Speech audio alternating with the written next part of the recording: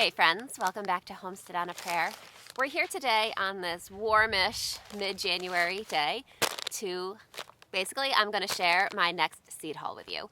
Now we did the first seed haul of the season back in early January and I promised you that there would be another, and here it is. You know, lots of seeds. I have 5 companies that I have ordered seeds from today, and I'm going to show you all of those packages. There's one company I think I only ordered 1 seed packet from, and some that I ordered many. So we will go through and I will show you some more of what I'm really excited to grow in this 2026 upcoming garden season. So first of all, we're going to start with True Leaf Market. I only ordered 1 seed packet from this company, but it is a really important and really exciting one. Now, True Leaf Market is one of my go-to companies when it comes to microgreen seeds. I like to grow microgreens and sprouts and things like that inside my house in the winter, but that is not what I got today. Today, we got this mega pack. This is 1 pound of mustard, basically the Trifecta Power Blend Mighty Mustard. This is not regular mustard that you would grow, mustard greens. This is not like regular mustard greens that you would grow to eat. These are for a really special project that I am planning in the garden this year. I hope it works really well. So more of an experiment than a project. I have been struggling with tomato disease pretty heavily in my garden, pretty heavily last year in my garden. I've had tomato disease here and there every year, but last year was a pretty extreme tomato disease year. I think various weather conditions contributed to that, but I want to do an experiment with biofumigation, which is, basically a fancy word for planting this mustard in my garden, and hopefully this specific type of mustard is supposed to kind of counteract and fight those disease spores in my soil. So that's an experiment we'll be doing together later in the spring. We'll talk more about that when it is time to plant, but I wanted to share that seed packet with you guys. Next, let's go to Baker Creek next. So I didn't get a lot from Baker Creek this year. Baker Creek is one of my go-to seed companies for really unusual varieties. They offer lots of interesting seed types that you can't necessarily find everywhere else, so they are one of my go-tos. This year I didn't get a real lot from them, but I did get a handful of seed packets that I'm really excited about, so let's go through those. First of all, Baker Creek includes, when you spend a certain amount, which, I always do, they include a free seed packet with your order. So my free seed packet this year is Elecampane. I think I pronounced that right. This is a medicinal herb that I have not grown before, but I am definitely interested to give that a try. So that's a pretty fun free thank you bonus. Next, I purchased Outrageous lettuce. So this is one of my regularly grown lettuce varieties. You can see it's got nice curly leaves and bright red color. So that is a great lettuce, and I wanted to restock that. Also, Merlot lettuce. This is, as you can see, a really dark red lettuce with, kind of crinkled leaves. That one's another go-to for me. I really like that one and grow it most years, so I'm excited to restock that. Next, I have the Bronze Dragon Snapdragon. I did order this seed packet last year, and I tried growing some of these snapdragons through winter sowing, which I will have an upcoming video. Probably my next video will be about winter sowing, and I love winter sowing. It is a great technique. We'll talk more about that in that video. But the point being that I did try winter sowing some snapdragons in that video, and those did not do well. So while I love winter sowing, for me personally, snapdragons were not the best. And I had used all of my seeds from the seed packet to grow those. I did get a couple little seedlings, which I planted, so I don't think they really ended up doing much. I don't think they survived transplant. So this year, I'm going to start some of these, the traditional way inside in my house, and we'll see how they do. Next, this was an impulse buy.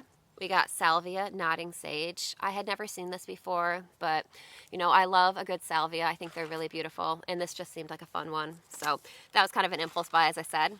Added that to the order. Next, I am restocking my Tip Top Pink Blush Nasturtium. I grew this nasturtium the past couple years, and I really liked it. It's really beautiful. A lot of nasturtiums have that really bright, vibrant color, which I love that too. But it's kind of nice, I think, to have a little bit of variety and some contrast. So I really enjoyed these last year. I was out of seeds, or I think I might have 1 or 2 left, so needed to restock. So this was promoted by Baker Creek as one of their new seed introductions for this year, and I mean, look how pretty. I've actually never grown dahlias before. I know a lot of people love them. They're supposed to be very beautiful. But what really sold me on this was those dark colored leaves. So this is the Black Forest Ruby Dahlia. I am excited to give that a try. As I said, I've never grown dahlias, so if you have, please share your dahlia growing tips, especially from seed. I know dahlias can also be grown from tubers, but you know, I just wanted to give that a try because it's just unique and beautiful. Next, the Benares Giant White Zinnia. Now, I love zinnias. They're a classic, beautiful flower to include in the vegetable garden. I love to include flowers in my vegetable garden, and specifically zinnias. And the Benares Giant line, I have had great success with that. Last year I grew the giant wine zinnia, the giant salmon rose, and the giant lilac. They were all lovely, so we're adding another color this year and trying out the white. Next we have another zinnia. This is the Dream Deep Rosy Lavender. I don't really know anything about this zinnia, but I figured it's a zinnia, so you can't really go wrong. It's got that lovely color, kind of halfway between pink and purple. I thought that was beautiful, so I wanted to give that a try. And finally, from Baker Creek, we have the Golden Mane Lion Pepper. Now this was described by the company as being good for growing in the north. So, you know, I'm here in Connecticut, not quite as far north. I think this pepper is from Russia. It says bred in Siberia. So thankfully, our weather here in Connecticut is not quite to the level of Siberia, but it is still cool enough and summers are still short enough that bell peppers they're not always really successful for me. So when I see one that is specifically described as growing well, you know, I've got to give it a try. So that's my Baker Creek order. Next, I got a little order here. This is from Bounty Hunter Seeds. This is a new company to me. I have never used them before, but the reason why I decided to try purchasing from them is because they offer a lot of dwarf tomato varieties. Now this is another new experiment, a new adventure we're going to go on in the garden together this year. I'm going to be experimenting with growing some dwarf tomatoes, partly in my green stalk. Now in my green stalk planter, you know, I don't have space to grow a full-size tomato. So I wanted to experiment with these. We'll talk more about that when it's time later in the spring. But for today, I will just share with you the varieties that I got. I haven't tried any of these varieties before. These are all new to me, so anyone who has any experience with these varieties, please chime in and let me know. I will do my best to remember what these are. I basically just went through their website and found a lot of varieties that looked interesting, and I tried to stick to the varieties. So, you know, even within dwarf tomatoes, there's a pretty big range of sizes of plants that you can find. So I tried to stick with the varieties that were said to be more like 2 or 3 feet tall, as opposed to, you know, it can be 4 or 5 feet tall and still be somewhat considered a dwarf tomato. So I tried to go with the smaller ones, and we'll see how they go. So dwarf Suze's Beauty tomato. I think that this one may have been a yellow tomato. Honestly, I don't remember for sure. I may get some of these descriptions wrong because I've never grown these before, and these are ones that I'm not familiar with. But I think that one was a yellow tomato, possibly yellow with red streaks. I can't remember for sure. But I do know, I think I have 8 varieties here, and I tried to get a variety of different colors. So we will see. I'll let you know at the end of the season, or even during the season, how these do. Next we have the King Aramis Dwarf Tomato. This one I believe was a darker tomato, more of a purple. Again, feel free to fact check me on this because I'm... Oh, and then I got a free gift, which is Aftershock. I'll have to look that up. These look like tomato seeds, so this is some type of tomato. But, you know, I don't know that one because I didn't pick that one out, so I'm excited to look that one up and find out a little more about it. Next, we have the Purple Rain Dwarf Tomato. See, they made that one easy for me. Purple's right in the name, so this is a purple tomato. Next, we have... Oh, I'm not even going to try to pronounce this. This is a Chinese tomato. I'll see if you can read the name here. If it doesn't look clear in the video, I'll go ahead and put the name. I'll type it on the screen. But this is a tomato from China. I believe this was a yellow tomato. Next we have Dwarf Boyd Smith tomato. This one I think was a golden, yellow, orange, something like that tomato. We've got the Sleeping Lady dwarf tomato. I think that one was a darker. I don't remember for sure. Dwarf Hannah's Prize tomato. I believe this one was a red tomato. And finally, we have the dwarf Rosella Crimson. So as I said, I don't really know much about those tomato varieties, so I don't have a lot to say about them, but those are the ones I'm going to be experimenting with this year. So if you're interested in seeing how those do, especially how they do in a green stock, definitely stick around because we'll be talking more about that as the season goes on. Next, I have an order from Swallowtail Garden Seeds. This is my go-to company when it comes to flowers. They do carry some vegetable seeds as well, and I have gotten some vegetable seeds from them. One thing, they do have the Sun Sugar tomato, and most of my regular seed companies do not carry that. So I have purchased that from them before, and I know that they have some other vegetables as well. But I think this order is all flowers. So, as I said, they're one of my go-to for flowers. There are lots of flowers that I get along with my, from the same companies that I purchase vegetable seeds from, but this company offers a wider range of flowers. They offer more perennials and, just more selection.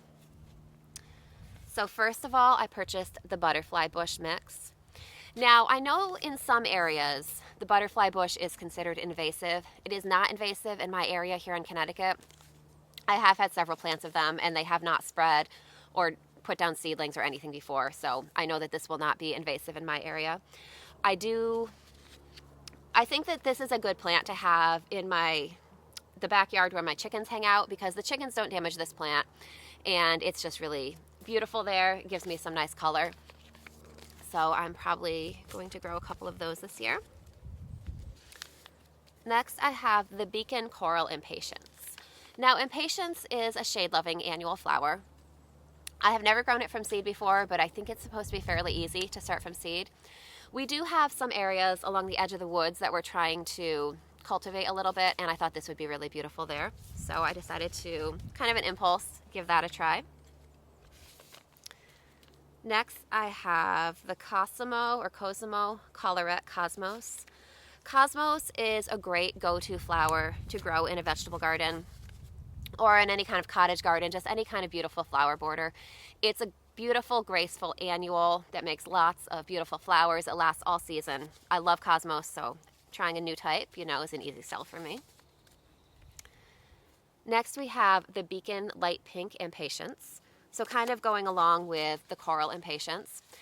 And I wasn't really sure what line of Impatiens flowers to get. Those looked really good, and they had some colors that looked really pretty, so I'll be giving those a try.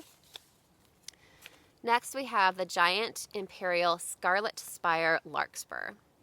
Now, last year I grew larkspur for the first time. That was one of the flowers that I winter sowed, and I found that it was really successful that way. So I did the blue variety, which was like a dark purple last year. I'm going to be growing that one again this year, and I wanted to add in the scarlet because this is like a really rich dark pink red from the pictures that they had online, and it looked really beautiful. I thought that would be really lovely combined with the dark purple. Next, I have the Strawberry Blonde Marigold. So this will be primarily to go in my vegetable garden. And basically, according to the website, these flowers change color as they age. Various shades of apricot, rosy peach, pink. They looked really beautiful, so I thought that would be a fun marigold to give a try too. And finally, from Swallowtail, I got the Dalmatian Peach Hybrid Foxglove. I think foxgloves are a really beautiful plant.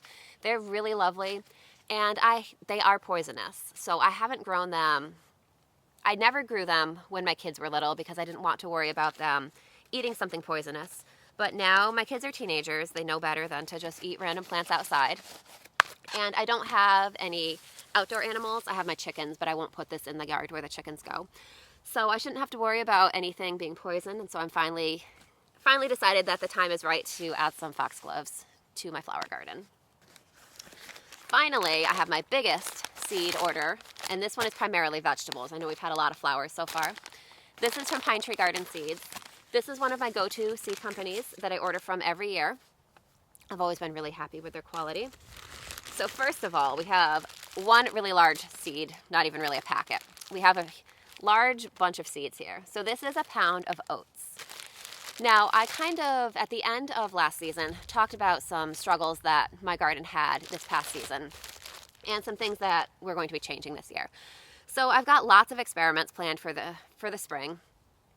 This isn't really an experiment because I have done it before, but I wanted to grow some oats to harvest for medicinal purposes. So I'll be harvesting these in the milky stage, and I will, again, that's another project that I'll take you guys along with me for the ride when we do that. So a couple years ago, I did grow a significant patch of milky oats in my garden. We harvested them and this is before I had a YouTube channel, so there won't be any videos about it. So we harvested them and made a tincture with them. Milky oats are one of those plants, one of those medicinal herbs that if you want to get the real medicinal benefits, it's something you either have to grow yourself or purchase locally from someone. They need to be fresh. You can't get the same benefits using dried plant material. Long story short, we made a large batch of tincture of this a few years ago, and it's pretty much used up. So I want to make some more, and I figured because I'm trying to cut down the amount of tomatoes I'm growing in the in-ground this year, part of the reason why I got all those dwarf tomato seeds to go in my green stalks, I figured we'll use some of that space to grow some more oats. So I will share that journey with you as the season goes on. Now, I'm just going to pull the rest of these seeds out in random order, just as I come across them. We have the Matt's Wild Cherry Tomato. This is a small red cherry tomato. This is one of my favorite cherry tomatoes. Has amazing flavor, and it was time to restock these seeds. So I'm very excited about that. Next, I have the Easy Wave Yellow Petunia. Last year, I tried growing some petunias from seed for the first time, and they were really lovely. I grew the Easy Wave Silver and the Wave Purple, I think, and I really liked them. So this year, I had some planters on my front porch, and that's primarily what I use these petunias for. They provided lovely color all season, so I'm trying the yellow this year. Next, we have a nasturtium variety. This is the Double Delight Cream, and I believe this is a double flower. A light cream color, in case you couldn't tell from the name. So I love nasturtiums. They're one of my favorite flowers to grow in the vegetable garden. I always like to have a variety of nasturtiums, so restocking some nasturtiums.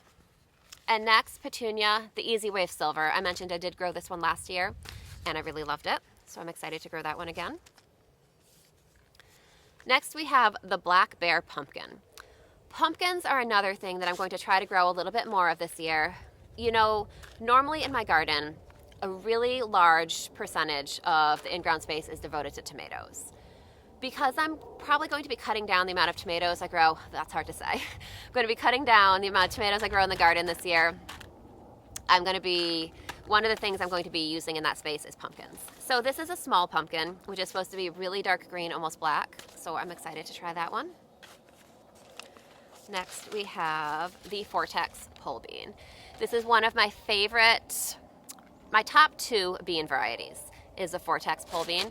And I had been saving my own seeds for several years. That saves a lot of money. I did find, though, over the years, I started to get some cross-pollination between a couple of my pole bean varieties, which, isn't the end of the world.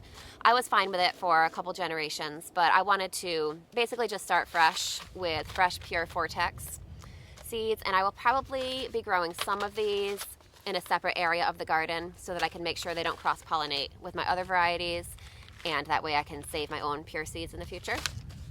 So, really excited about those. Next, I have my Asperbrock Sprouting Broccoli. Sprouting broccoli is fairly new to me. I tried sprouting broccoli for the first time about 2 years ago, and we really loved it. It's really delicious. So 2 years ago, I grew a small amount of it. We really enjoyed it. So last year, I expanded the amount I grew, and we enjoyed it more. So this year, I'll be growing it again. Last year, I think I trialed 3 different varieties of sprouting broccoli to see my favorite, and this one was the family favorite. So that's what we'll be growing this year. Next, I have Winter Density Lettuce. This is a really lovely lettuce variety. I generally grow this one in the fall. So I may plant a little bit of it in the early spring, but for the most part, I'm buying ahead. So this will be part of my fall garden. I find that this lettuce, as long as you give it a little protection, depending on where you are, depending on the climate you're growing in, you may not even need to give it protection. In my climate, I need to give it a little bit of protection to keep it harvestable, but it does well, really, really well into the winter as long as I baby it a little bit. Next, we have Eastern Magic broccoli. So this is a heading broccoli. I showed you my Asperbrock sprouting broccoli seeds. This is a larger heading broccoli, and this is my go-to variety. I grow this one every year, consistently have really good results. So here in Connecticut, this is a variety that I definitely recommend growing. Next, I have the Sunrise Sauce Tomato. This is one that I've had my eye on for a few years. So this is a sauce tomato, and it is sort of a golden orange color. So most sauce tomatoes you'll find are red.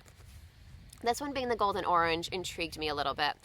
I have had my eye on this one, as I said, for a little bit, and this was recommended to me by a viewer, possibly a couple viewers, so I decided to go ahead and give it a try. So I'll let you know how that one does this year. Next, we have the Everleaf Lemon Towers Basil. So last year, for the first time, I tried the Everleaf Emerald Towers Basil, and that was a classic Genovese basil. This is a hybrid basil variety. You know, for the most part, I try to grow heirloom and open pollinated varieties, but you know, I'm not against trying some hybrids here and there. And the benefit of this line of basil is that it is bred to not flower for a very long time. You know, when you grow basil, one of the trickiest things about growing it is to keep it from flowering, because once it flowers, for one, the flavor of the leaves tends to change a little bit. Also, when your basil flowers, it's going to start putting all of its energy into seed production instead of leaf production, and therefore your harvest is pretty much done. So it's a little bit of a challenge to keep your basil from flowering every year. This one is specifically bred to not flower for a very long time. And the emerald variety that I grew last year did not flower the entire season. And so this is the lemon variety. So I'm excited to give that one a try this year. I will be growing the emerald variety again and also adding the lemon variety into the mix. Next, we have wild arugula. I tried this last year for the first time, and I was really happy with it. So last year I tried 3 different varieties of arugula, including the wild arugula. And initially, what I found, so these seeds are significantly smaller than regular arugula, or than most other arugula varieties, I should say. And what I found initially is that these had tiny little sprouts and they grew slowly, you know, compared to the other arugulas. And so at first I wasn't all that impressed with it because it didn't really seem like it was going to yield very much. But what I did find was that my other arugula varieties grew larger initially, but then they went to seed a lot earlier in the season. This one lasted a lot longer through the summer, and I got an extended arugula harvest. So even though the plants were a little bit smaller, they did eventually catch up, and then they caught up at least to a harvestable size. I was happy with them. And because they lasted so long into the season, that is the primary reason why I really love this variety and why I'm growing it again this year. So I will still grow a more common arugula variety as well, but I wanted to restock this one because I really liked it last year. Next, we have the Queen Red Lime Zinnia. This is one of my favorite zinnia varieties, really beautiful. These are sort of an antique pink color, pinkish red, kind of touched with green. So they're really lovely. So, you know, I mentioned before that I really love the Benares Giant Zinnias. Those are a splash of in-your-face color. They're beautiful. This one is more subtle, and it's really beautiful in a different way. So I love having both in my garden. Next, we have the Carpet of Snow Alyssum.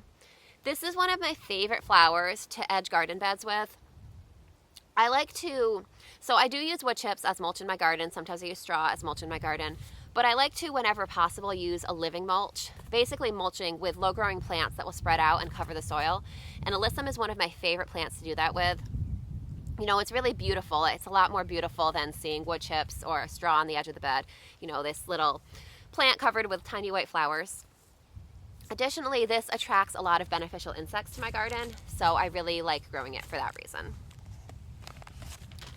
Next, we have the Salmon Baby Nasturtium.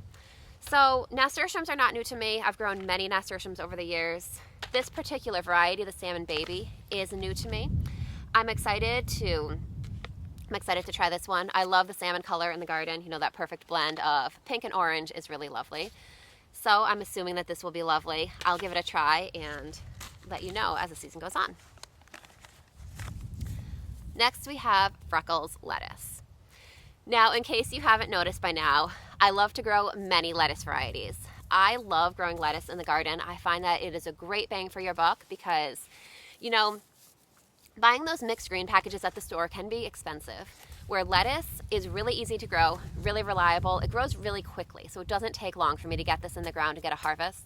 I can start this early in the season before my last frost, so when all my tomatoes and peppers are still in the house and they still have weeks before they can come outside, my lettuce can be in the garden growing strong. So this is one of my favorite, and you know, of course, a home harvested salad is delicious. So Freckles is a speckled lettuce, you know, a green lettuce with red speckles, so I really like that one. Next, another speckled lettuce. We have the speckled Amish butterhead. Now, I love lettuces. I love all lettuces. The butterheads are probably my favorite if I had to choose, but you know, I'm not going to choose. I'm just going to continue to grow all the lettuce. And this is a really fun one, so I'm excited to grow that again this year. And my final seed packet, and probably the best, is my Sun Gold tomato. This is my favorite cherry tomato. So these are medium golden orange cherry tomatoes with the perfect blend of sweetness and tang. I really love them. So, you know, since I was low on seeds, I definitely had to restock those. So that is my big seed haul for 2026. I'm really excited to grow all these plants. As I said in my other seed haul, this is not exhaustive. I did have one previous seed haul, which I'll link below in case you want to check that out. I had a lot of seeds in that haul too. And I have lots of seeds left from previous seasons that I will be growing as well. So there will be a really big variety in my garden this year. What we've seen today is just the tip of the iceberg. So that's what I'm growing. Let me know what you're excited to grow in your garden this year. And I can't wait to see you guys soon. I'll see you next time.